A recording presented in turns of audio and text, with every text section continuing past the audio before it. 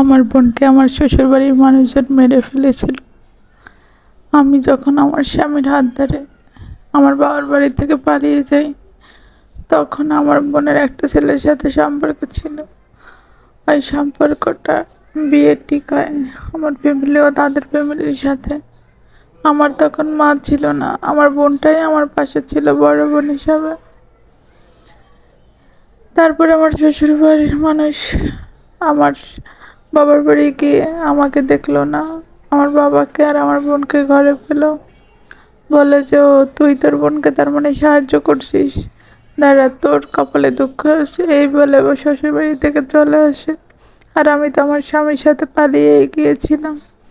তারপর আমার বোনের ওই যে ছেলের সাথে বিয়ে ঠিক হয়েছিল, তারপরে ওই ছেলের সাথে বিয়ে ভেঙে দেয়। এরপরে আমার বোন নিজেই মারা যায় সব কিছুর জন্য।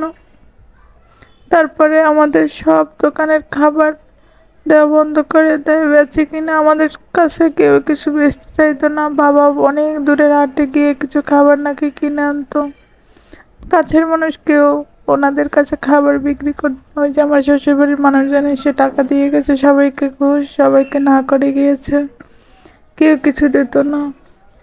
এমনকি আমরা পানিটাও পেতাম না, আমাদের বাসায় তো কল ছিল না, অন্য বাড়ির কল থেকে পানি আনতে হইতো।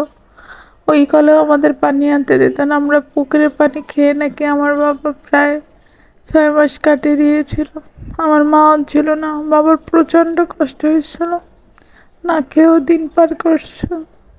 আর আজকে সেই মানুষটা আমাকে ভুলে গিয়েছে, যার জন্য এত কিছু করলাম।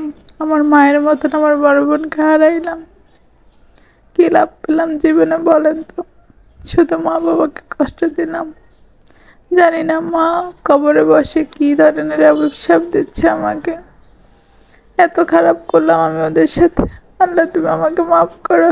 এই জন্যই হয়তো আজকে আমার এত কষ্ট। শ্বশুরবাড়ির সবাই মার খেয়ে দিয়ে বেঁচে থাকতে হচ্ছে, প্রতিটা নিঃশ্বাসে চোখ দিয়ে পানি ফেলাতে হচ্ছে।